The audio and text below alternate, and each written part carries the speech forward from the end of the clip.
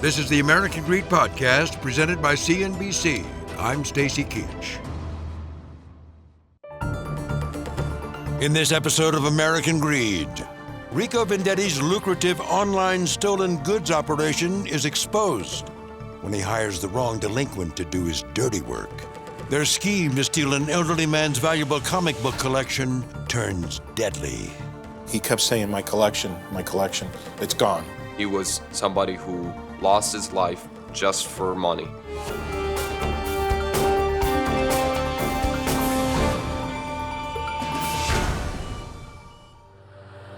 Day has yet to break on July 5th, 2010 in the upstate village of Medina, New York. An elderly man is going door to door, banging and begging for help. Medina police officer Todd Draper is working the overnight shift when his phone rings. You know, when your wife calls you and says that somebody's pounding on our door, our dog's barking, she's worried, she doesn't know what's going on. So she was able to look out the window and she was pretty sure it was Homer, and she was pretty sure something was wrong. Draper rushes home to find his neighbor, 77-year-old Homer Marciniak, outside in his underwear, disoriented and dripping blood. You could immediately tell he'd been the victim of a crime. He had a cut on his lip that was pretty severe. He said somebody had been in his house. Officer Draper and Police Chief Jose Avila call for an ambulance. We questioned him as quickly as we possibly could, and that's when I learned that he had a comic book collection of some sort, and that it had been taken. Throughout the morning, the officers document the crime scene. The New York State Police forensic team, they came to assist me in collecting the DNA and the fingerprints and all the evidence that we could collect. Meanwhile, Homer Marciniak's face is stitched up. He's released from the hospital and returns home. Marciniak gives the officers a typewritten, detailed list of his inventory. I think his comic book collection meant the world to him. I think he realized that he was at an age where he, may not be able to live much longer, and he loved his sister and his nephews, and he wanted to leave them something. Marciniak can't give the officers any names or descriptions of his attackers, but he does provide one clue. He told me that he had been to Rochester on a couple of occasions to try to find out what his comic book collection was worth. While recounting the home invasion, the loss becomes too much to bear. I know that on several occasions, he kept saying, my collection, it's gone. I remember that from him. At one point, we were interviewing him, and you could just tell he was almost losing consciousness. So immediately called for an ambulance again. The ambulance came back to his house and took him back over to Medina Hospital. There, his heart gives out, perhaps breaking with the loss. His death leaves the officers mystified and grieving. He was a very good neighbor. You couldn't ask for a better neighbor. It was difficult trying to separate that, knowing Homer on a personal level and then having to investigate this crime. It was difficult. As his neighbor, Draper has seen the collection before, but in bits and pieces. He would occasionally bring over one or two. I was in the service, so some of them he would bring were kind of Army ones. I'm sure that's why he brought it over, because it was something that we both had a connection to. American Greed asks comic book expert Gary Colabono to evaluate Marciniak's inventory list, and he tracks down a few examples of issues from the list. Homer was an old school collector. What I mean by that is this was his childhood collection. He didn't piece it together over the years looking for specific issues. His collection had a lot of war comics from the late 40s, early 50s. Some superhero comics from that same period of time, which are very scarce. The collection at the time of the robbery was probably worth $30,000 to $100,000.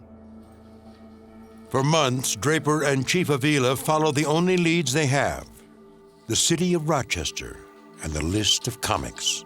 Everywhere I went, I carried the list because I could be driving down the road and I saw a garage sale, and I would stop, see if they had comic books. I just felt a sense of responsibility on my shoulders to find out who did this to Homer. The men also scour the region's comic book stores and pawn shops. A lot of what we did end up being on our own time to try to just get any type of lead. And we thought that if we located one of these comic books, it'd lead us to who did this. Here in Rochester lives a man who has never met Homer and yet still knows why he died that night. He's a fellow comic book collector named Rico Vendetti, an entrepreneur who runs a block of small businesses on Rochester's North Side. FBI Special Agent Eric Sokovich. At Clifford and Goodman, Mr. Vendetti had a pizza place called Papa Van's, and he also had a bar, Al Green's Tavern, as well as he had a pawn shop, plus he had his apartment above the bar as well. From his apartment, Vendetti runs his illegal business, an online one, selling stolen merchandise from big box and grocery stores, largely on eBay. This individual has a group of people who he has working for them. It's a very large number of these boosters who would steal anything from a TV to dog and flea medicine. They bring them back to him, and then he would resell it. And in this case, he was reselling it at 50 cents on the dollar for retail value online. And he would pay his boosters 25 cents, so he was making a 25% profit off retail value. In 2010, through word of mouth, he learns of Homer Marciniak, an elderly retiree who lives an hour west of Rochester. Marciniak has spent his life collecting more than 300 comics. Most are from his childhood in the 1940s and 1950s. Vendetti is interested in knowing more. He sends a middleman to Medina to inquire, but the man comes back empty-handed. Marciniak doesn't want to sell. So a new plan begins taking shape in the mind of Rico Vendetti. If he can't send someone to buy them, he'll instead hire someone to steal them. So Vendetti approaches one of his boosters to case the place. The booster sees for himself how old and frail Marciniak is, and he refuses to do the job. A second booster says no, right off the bat. They had informed him we could kill him doing this, and it's not worth the risk. So they had the conscience to say, I'm not going to do this. But Mr. Vendetti did not take that advice or that warning and continued to search for somebody who would do this act. And that's how Miss Combs comes into the picture. 25-year-old Arlene Combs works for Vendetti at his pizzeria called Papa Van's and has been shoplifting for him for a few years. So Vendetti asks her if she's interested in making a little money, about $2,500. Over the course of the next few weeks, Miss Combs starts recruiting these individuals who she knows who have done jobs. These individuals in particular don't know Mr. Vendetti firsthand. They botch their first attempt when they get lost in Medina, a town of 6,000 people and 6 stoplights. Vendetti then provides Combs with a GPS that has Marciniak's location pre-programmed and sits her down for an explanation. Arlene Combs convinces her group to try again in the overnight hours of July 5th, 2010. Driving her mother's van are 2 men and a teenage boy whom Combs hires. They will handle the actual break-in. Combs convinces another man and woman to come along for the ride. The female friend agrees to drive in exchange for clearing a debt she owes to Combs. When they arrive in Medina, the vehicles park a few blocks away. Then the thieves approach Homer Marciniak's home on foot. The 3 individuals going into the house were told that he would not be home, which they were told this by Miss Combs, who was told this by Mr. Vendetti. And yet they still cut the phone line outside before entering through a side window. As the thieves tear through the elderly man's belongings, Marciniak wakes up, bewildered by the commotion. One of the men strikes Marciniak so hard, his lip splits. Lieutenant Todd Draper. After he was hit, he was actually tied up in his bedroom. And at some point, he told me that he moved and that they kicked him. So he did the best he could to just stay still.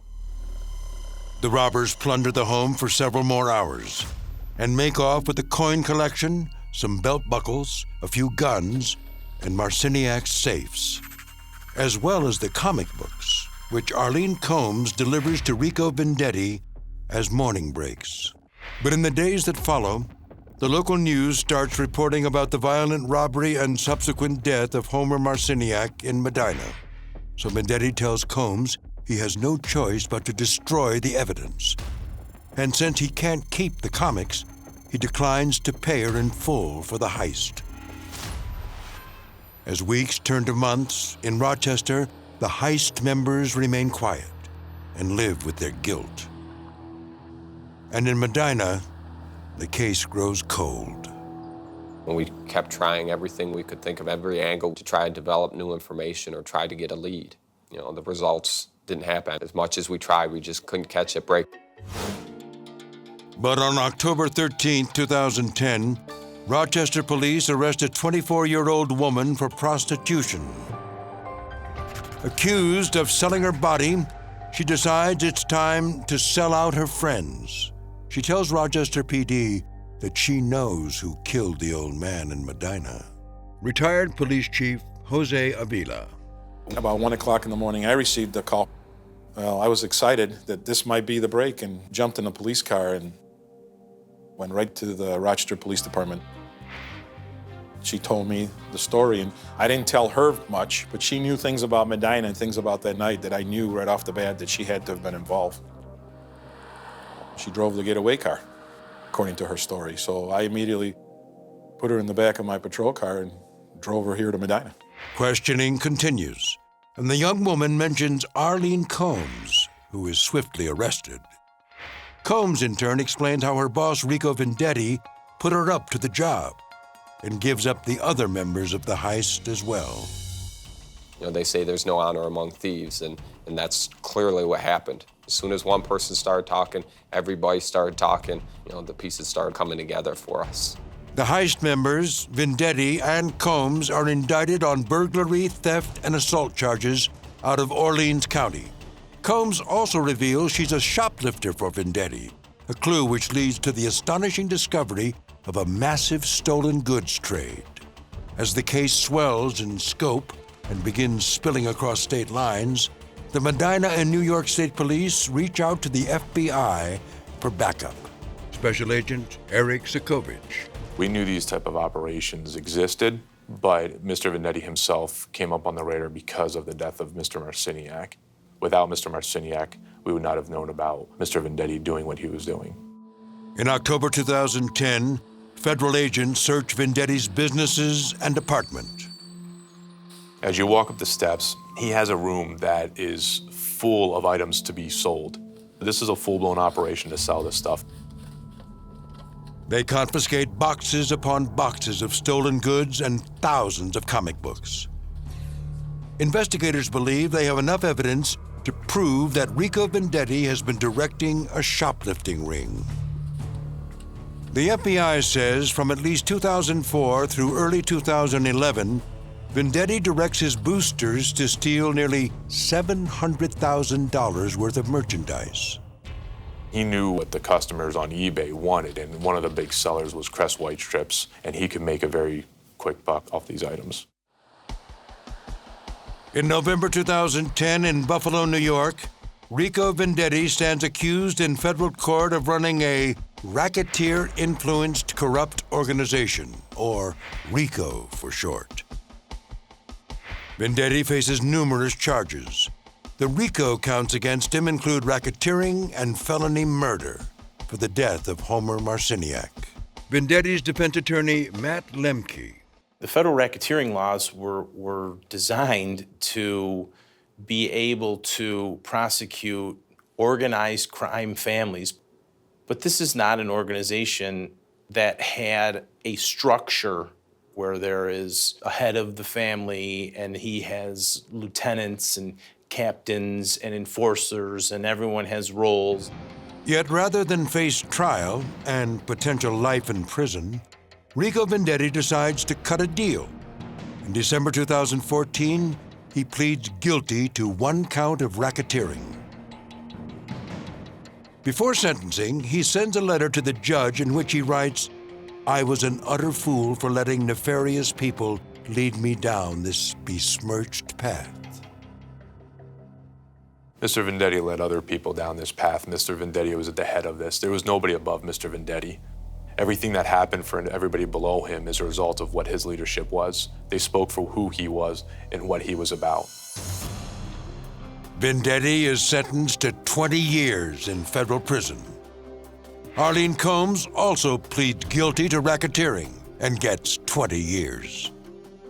Over the course of 6 years, 10 people are convicted for crimes connected with Vendetti's enterprise.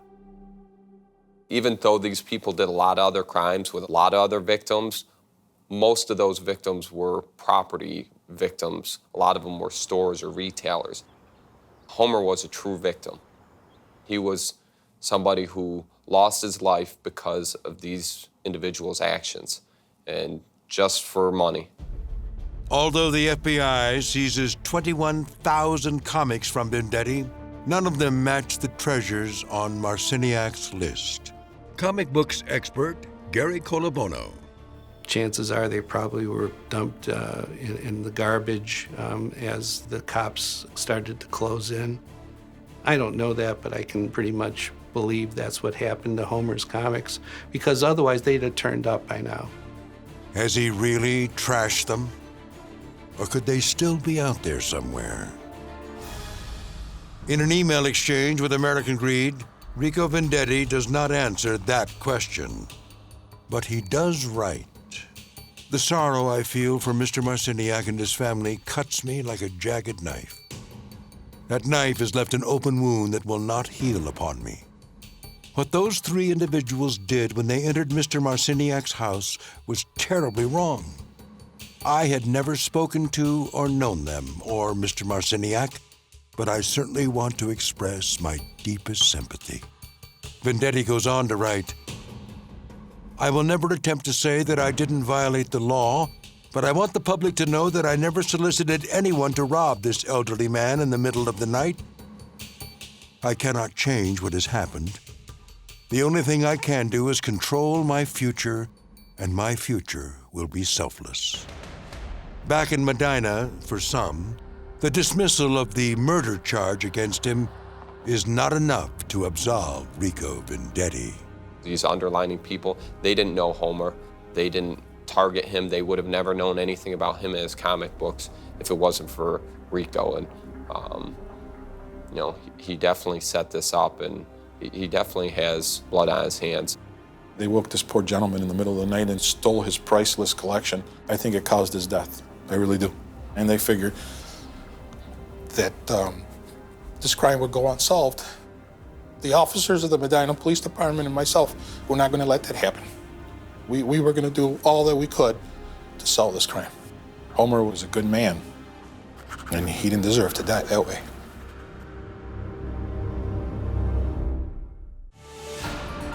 Thanks for listening to the American Greed Podcast, presented by CNBC. I'm Stacy Keach.